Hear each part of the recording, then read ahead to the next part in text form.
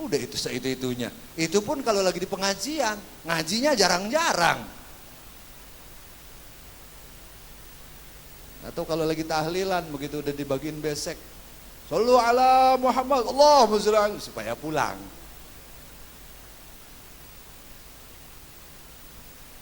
Masih jauh gitu ya.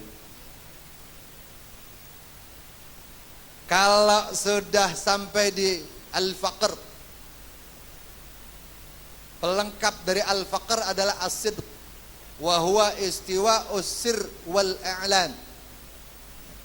Sidq, benar.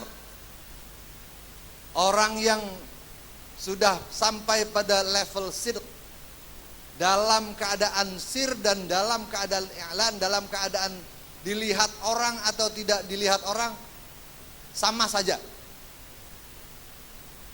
Artinya zahir dan batinnya sudah benar-benar connect kepada Allah, enggak ada unsur riya, enggak ada unsur sum'ah, enggak ada unsur kiber dan seterusnya dan seterusnya. Bagi dia zikir kepada Allah karena Allah adalah zat yang layak untuk disebut.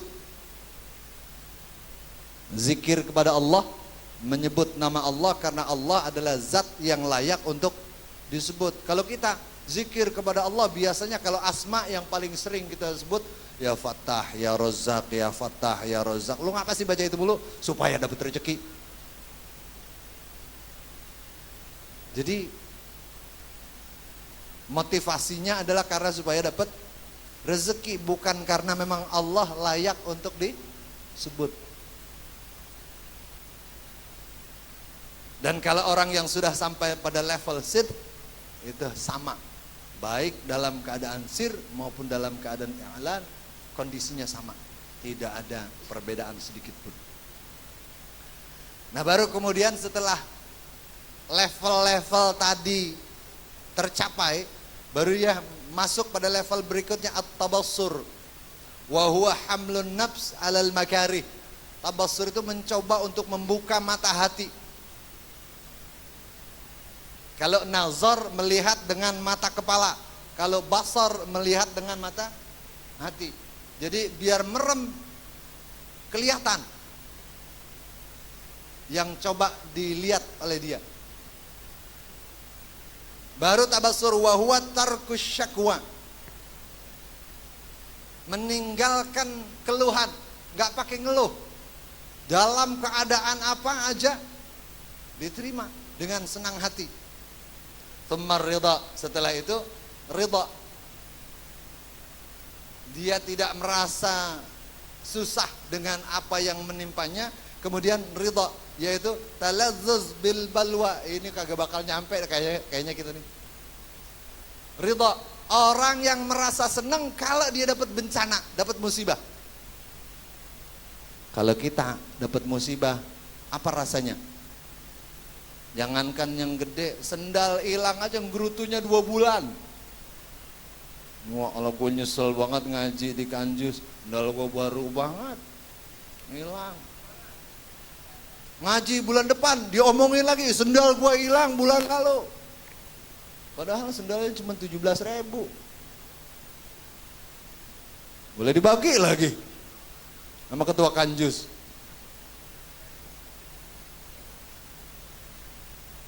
Kalau sendal mau bukan door prize, hadiah lebaran. Talazzuz bil balwa, merasa nikmat ketika mendapat bencana. Di YouTube kalau tidak salah, sebelum Habib Lutfi berguru dengan Mbah Malik, ada guru beliau, saya lupa namanya. Siapa itu, Wan? Sebelum beliau diserahkan ke Mbah Malik, ini gurunya lagi berjalan-jalan di kebun, tiba-tiba nginjek batang batang bambu sampai tembus. Batang bambu kan biasanya tajam, sampai nembus.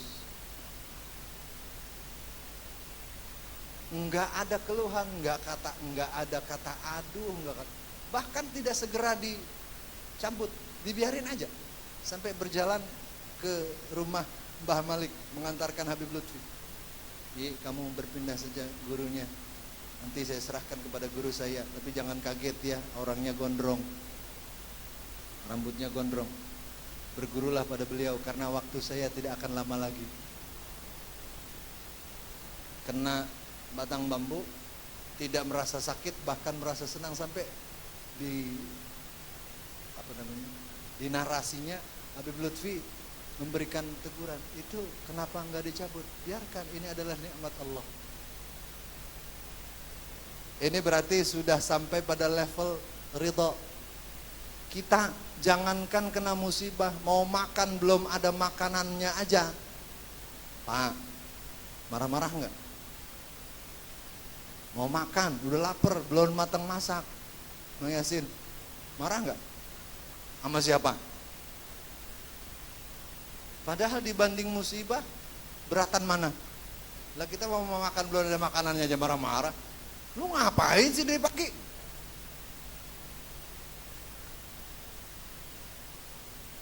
Ini kalau kita ukur dengan kebiasaan keseharian kita, rasanya hampir mustahil ya kita mencapai level ini rasanya. Tapi apapun itu, seperti yang saya katakan di awal, tergantung niat dan tekad kita.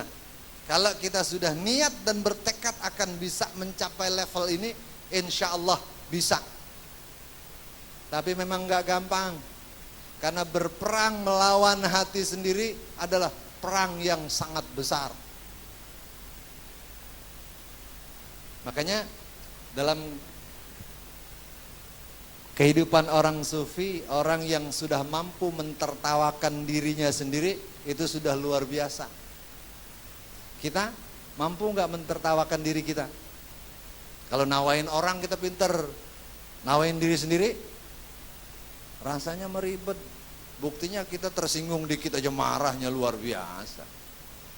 Ini berarti kita belum bisa mentertawakan diri sendiri. Artinya hati kita masih sangat rumit, belum sampai pada tatanan yang baik dan benar. Tsummal ikhlas wa hiya ikhrajul khalq min muamalatil haq. Kemudian ikhlas, yaitu dia keluar dari sisi kemakhlukannya menuju al-haq. Ini makanya kalau sudah sampai level sini banyak para sufiyin yang tergelincir, karena dianggap ngikut ajaran sufi yang masuk dalam kategori manunggal ing kawula Gusti. Emang ada itu ajaran itu, manunggal ing kawula Gusti, menyatu dengan Allah. Ada banyak aliran, ada aliran yang disebut dengan al-ittihad, ada aliran yang disebut dengan al-hulul. Ini al-hulul alirannya al-Hallaj. Di Indonesia barangkali lebih dikenal dengan Syekh Siti Jenar. Ada aliran tasawuf yang kayak gitu, yang nggak nyeleneh ada. Tapi yang di Indonesia lebih banyak nyelenehnya, mengaku menyatu kepada Allah, sehingga kalau sudah menyatu kepada Allah nggak wajib sholat. PA. Kalau sudah menyatu kepada Allah, tidak wajib lagi mengerjakan apa yang diperintahkan Allah. Ada nggak yang membenarkan ajaran kayak gitu? Sejauh yang saya pelajari dalam kitab-kitab tasawuf, tasawuf yang benar tidak akan mengingkari syariah. Kalau ada tasawuf yang mengingkari syariah, dapat dipastikan tasawufnya tidak benar.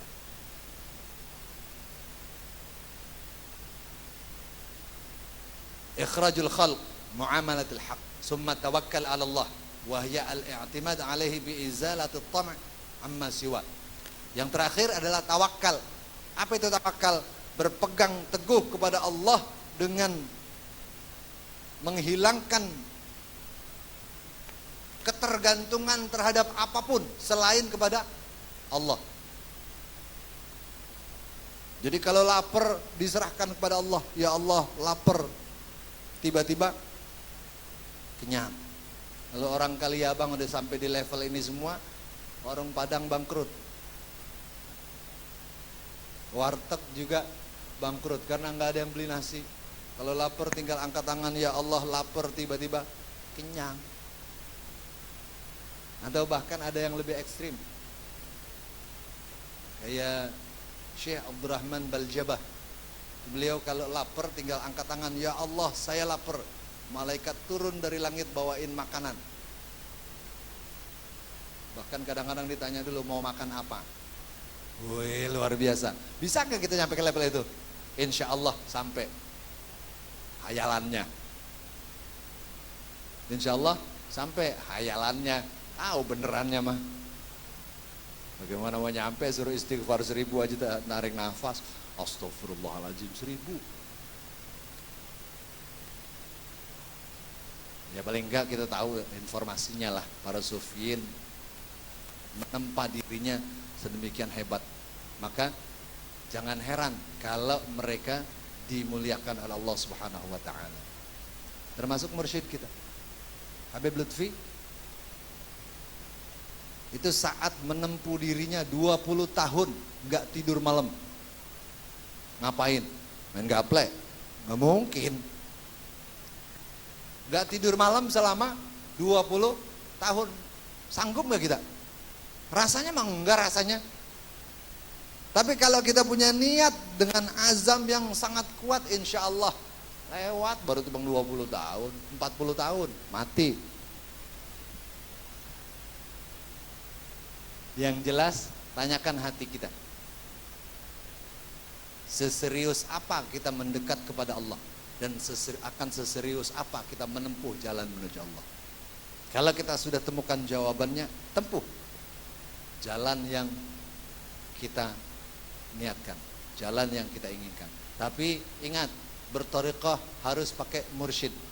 Cari mursyid yang benar-benar mursyid, bukan mursyid bohongan. Karena dunia thariqah itu identik dengan tipu muslihat, identik dengan kebohongan. Karena seringkali orang mengaku mursyid tapi ujung-ujungnya jadi penipu. Ini juga sering terjadi di dunia thariqah. Ini saja yang bisa saya sampaikan. Mudah-mudahan bulan depan kita bisa lanjut pada fasal berikutnya, yaitu ahwal muamalatul qulub, kondisi hati seseorang. Kita lihat, kita ukur nanti hati kita di hadapan Allah udah kayak apa. Nanti di sini diberitahu oleh Syekh As-Suhrawardi. Kita tutup dengan berkirim Fatihah. Oh ya, sebelum saya tutup, ada pertanyaan apa enggak? Saran saya kalau ngaji sebaiknya jangan nanya. Sebab kalau nanya ntar dijawab, begitu dijawab, ada yang nanya lagi. Jadi lama, mendingan jangan nanya. Tapi kalau ada yang mau nanya silahkan. Jamaah yang cerdas. Mari kita tutup dengan berkirim Fatihah pada orang-orang tua kita. Ada yang mau nanya? Berarti jamaah yang cerdas benar. Semoga kiranya Allah ampuni dosa-dosa mereka, Allah lipat gandakan pahala amal baik mereka, dan akhirnya Allah tempatkan mereka di syurga yang penuh dengan nikmat. Kita yang masih hidup, kita berharap, bermohon, berdoa kepada Allah Subhanahu wa taala, semoga kiranya Allah berikan kita nikmat panjang umur dalam taat kepada Allah dan Rasulnya. Allah berikan kita kekuatan iman dan Islam, Allah berikan kita taufik dan hidayah. Allah berikan kita rezeki yang banyak untuk bekal ibadah kepada Allah Subhanahu wa taala. Allah jadikan anak cucu kita anak cucu yang salihin, salihat, mutamassikin bi syariatillah wa sunnati nabiyyi. Kelak kita mati, mohon dimatikan dalam husnul khatimah. Ala hazihi niyyah wa ala kulli niyatin salihah wa ala niyatil qabul wa tamami kulli sul wa ila hadratir rasul sallallahu alaihi wasallam. شيء لله لهم الفاتحة. أعوذ بالله من الشيطان الرجيم. بسم الله الرحمن الرحيم. الحمد لله رب العالمين الرحمن الرحيم مالك يوم الدين. إياك نعبد وإياك نستعين. اهدنا الصراط المستقيم صراط الذين أنعمت عليهم غير المغضوب عليهم ولا الضالين.